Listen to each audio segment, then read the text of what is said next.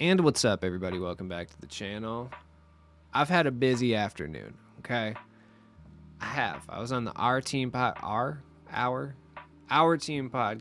which will be dropping tomorrow. You should check that out. I was in there, in the mix, cooking up. Definitely check that out. Shout out to Jess. And then I've spent the last 2 hours streaming over on Twitch, where I'm not kidding. I was about this close to putting my entire forehead through my monitor out of pure frustration.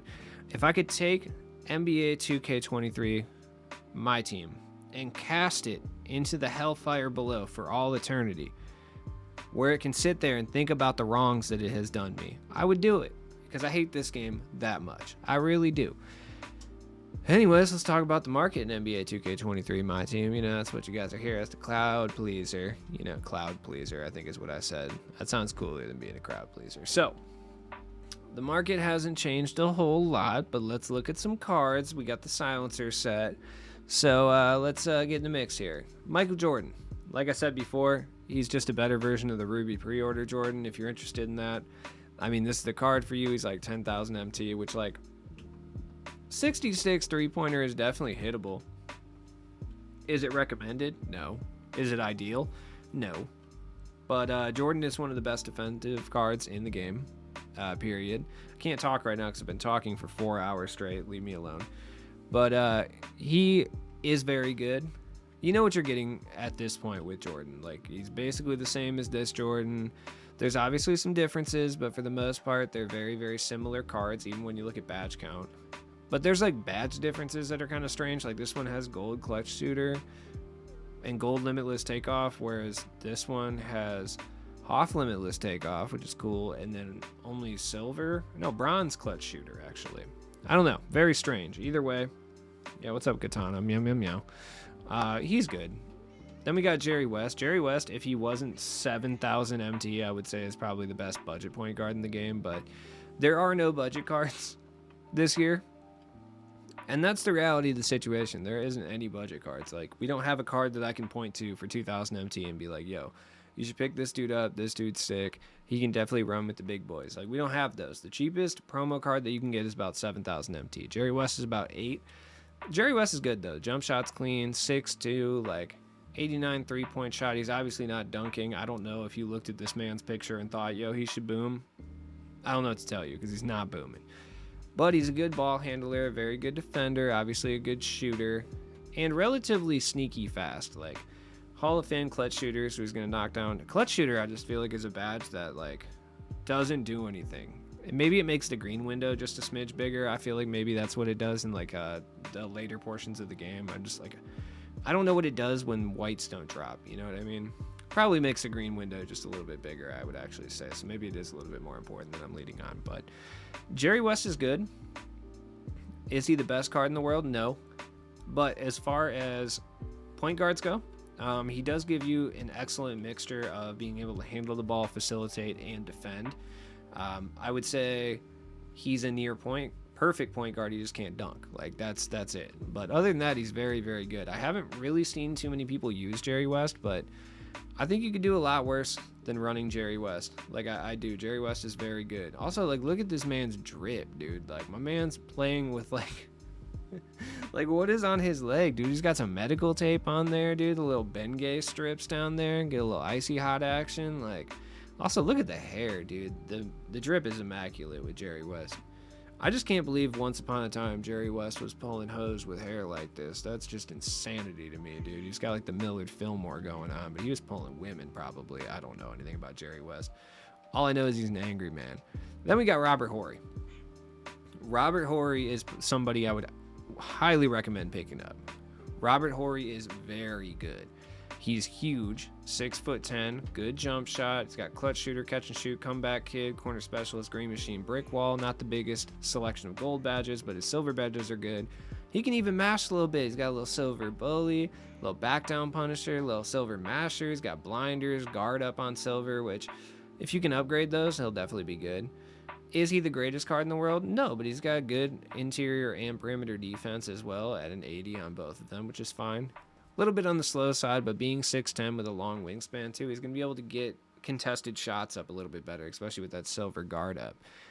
I would say Robert Horry is probably one of the best cards that you can buy for 8,000 MT. Like, there should be cards that are cheaper, yes, but unfortunately, this is how it is at this point. Robert Horry is fire. Straight up. Michael Jordan. I sold mine for 100K, and I believe he's right around that as of right now. He might be at like 90K, I'm not sure. He's good. Michael Jordan is very, very good. I believe his three-point rating is a 74. If you got the right coach out there or a shoe, you know, you can obviously raise that to a very respectable level. And other than that, he's the exact same as the Sapphire version. A little bit faster, obviously can shoot a little bit better, better badge count, but I mean, you're getting the same things just with the improved ability to shoot a little bit more. Even the badge count isn't really all that much different outside of the Hoff badges anyway. So you should definitely pick this card up though. I mean, if you're like a super sweat lord, I mean, you're probably going to pick up the pink diamond version because obviously it's way better, but this one is good. If he was like 50K, I would say pick him up, but because he's over 100, I would say it's not worth it, in my opinion. Baron Davis, very good point guard. Not worth his price, but a very good point guard. Look at how little Baron Davises there are. Should tell you everything you need to know about these packs and how horrible they are. Like, Baron Davis is fun, I guess. I can't really say anything too positive about him. He's a good offensive point guard. If that's what you're looking for, sure. But I feel like you can get a similar level of production from Jerry West. Like, I really do. Like, Baron brings you that ability to dunk. Baron Davis is essentially like a better version of like Ruby Dame right now until we get an actual Dame, but I don't know, he's not great. Paul Pierce, people have been dragging Paul Pierce. Like, he's a little bit on the slower side and he's not the greatest defender, but he's a lot better than you would realize, and he can actually shoot from the corners this year, which is super cool. I don't know. I mean, he's worth picking up, I guess. If you're like a super sweat lord, then you don't need him, obviously, because you'd rather run like Horry, or I keep saying Horry. I know it's Robert Horry. It's just I've been saying Horry for my entire life. It's very hard to correct that behavior after a long period of time. You know what I mean? So what I'm saying is, fuck off. Paul Pierce is pretty good offensively. There's nothing really special about him, though. I don't really need to talk about Tatum and Michael Jordan. My thing is the fact that people already have 600K MT is astounding to me. And I honestly would be willing to say that anybody who has 600K MT to spend on Jason Tatum, I'm going to say it right now, did not get that MT in a TOS friendly manner. That's all I gotta say. Maybe you did. Maybe you're just that good. Maybe you're just a market magician. I personally don't believe that's what happened, but you know, it is what it is. But the fact that he's this expensive is crazy. I mean, he's like the best small forward in the game, so it is what it is. Michael Jordan is by far and away the best card in the game, especially if you're someone who already has Scottie Pippen. I absolutely despise the fact that they gave this card the duo with Scottie Pippen. I personally think it would have been better if they gave this card the duo with Scottie Pippen. You know why? Because the people who can afford this King Jordan card do not deserve to be rewarded in any capacity. I said it. I'll say it again. If you were able to afford this Jordan card, you do not deserve to be rewarded for anything. I mean, he's the best card in the game, though. It's like, it's not even close. Like, it's not particularly close. Looking at some other cards, like Zion's way down in price because no one cares about Zion anymore. It's not very many of him.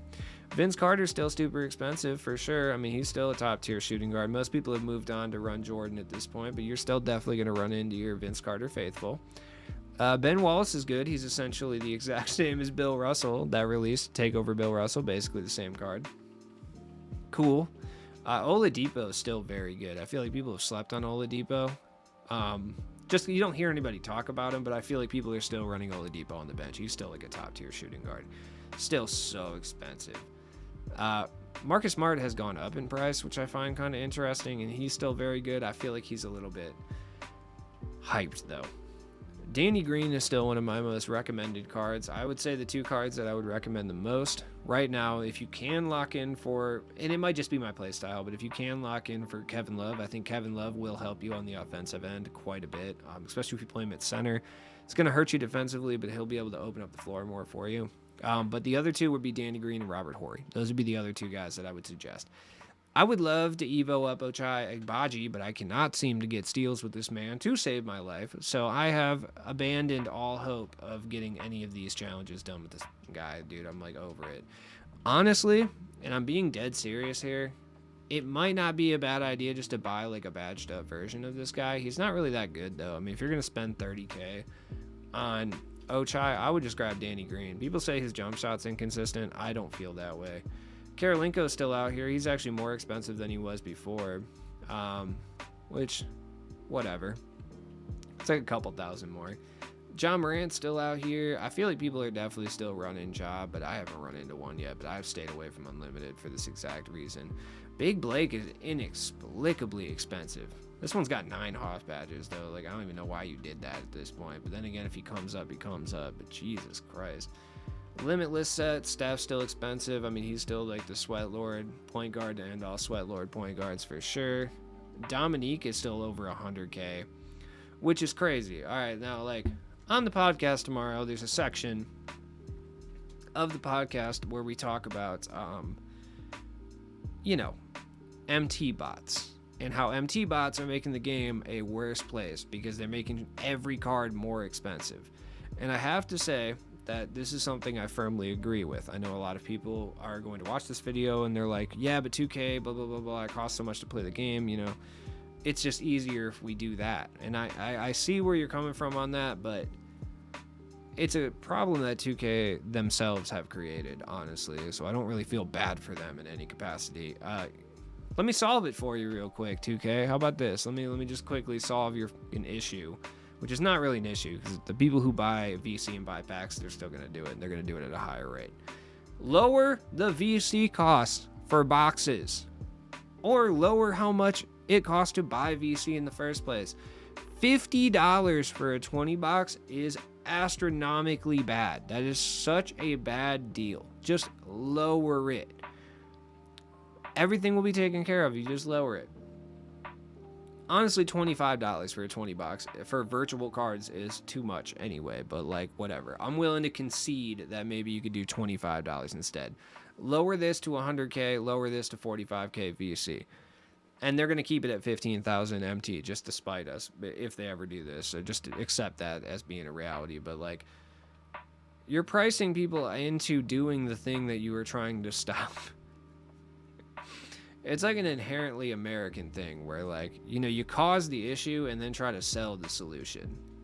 2K is doing it right here, dude. It is what it is. This has nothing to do with the market. It's just something that irritates me about 2K.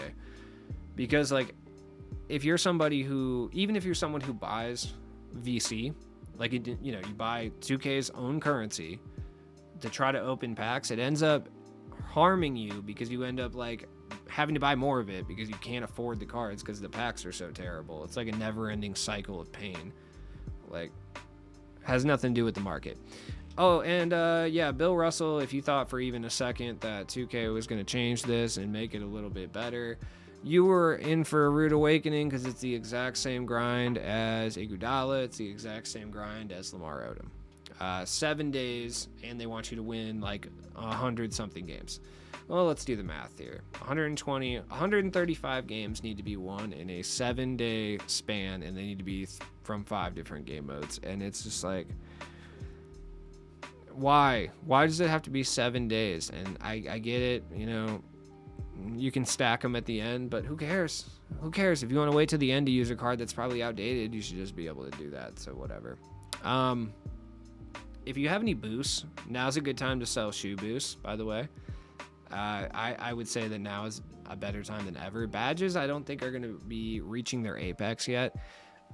Especially when it comes to shooting badges, you're going to want to wait to sell those until we get a card that's so overpowered but can't shoot or doesn't have the shooting badges necessary. Michael Jordan was definitely one of them, but you're not able to give him certain badges, so he's not really that overpowered. And we're starting to see like a rise in certain badges, but shoe boosts, on the other hand, anybody can get a shoe boost. So shoe boosts are definitely things that you should sell.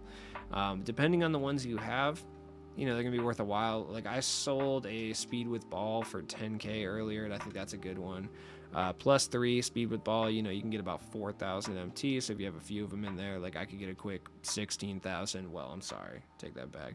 2K takes 10%, so I could get a quick 14,400 or whatever. The math is probably not right. I'm exhausted. So, but definitely worth looking at your collection. There's a lot of random things that are going for a bunch of MT, like way more MT than you would expect them to go for, like court floors. Court floors are going for a ridiculous amount of MT, and I really honestly don't know why.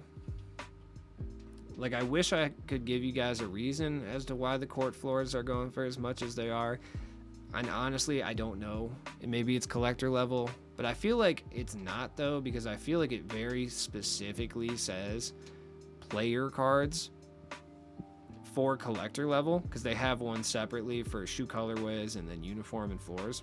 Which, by the way, underrated thing that 2K did. When I say underrated, I mean like underrated from a scrutiny standpoint, is that they made the collector level be only player cards now, because they divided it. Now the shoes and the uniforms are in their own separate category. So like, you have to buy cards to get collector level. It's just so, I hate this game. I really do. I'm not having a good time with it. As always, been your boy Cheap Ludes. I am going to stop making content because I am in a bad mood because I lost a limited game.